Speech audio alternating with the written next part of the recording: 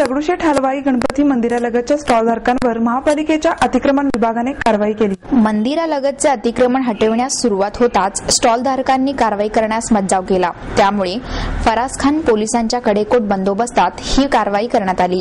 या कारवाईमुळे या परिसरात तणावाचे वातावरण निर्माण झाले होते। सुरक्षिततेच्या दृष्टिकोनातून ही कारवाई करण्यात आल्याचे महापालिका प्रशासनाच्या वतीने स्पष्ट करण्यात आले। श्रीमंत दगडूशेठ हलवाई गणपती मंदिरालगत देवदेवतांच्या मूर्ती फ्रेमची दुकाने आहेत। याशिवाय फूल विक्रेत्यांचे स्टॉलही या परिसरात मोठ्या संख्येने आहेत। सुमारे 15 ते 20 स्टॉलधारक या परिसरात आहेत। महापालिकेच्या अतिक्रमण विभागाकडून दुतर्फा असलेल्या या स्टॉलधारकांवर कारवाई करण्यात आली।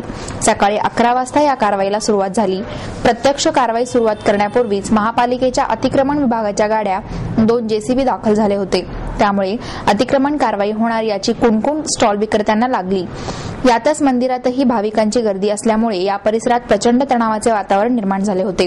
वाहतूकही धीम्या गतीने सुरू होती। 20 कर्मचारी आणि महापालिकेचे तेवढेच सुरक्षा रक्षक यावेळी तैनात करण्यात आले होते। महापालिकेच्या 2 जेसीबीच्या मदतीने 14 ते 15 स्टॉल विक्रेत्यांवर ही कारवाई करण्यात आली।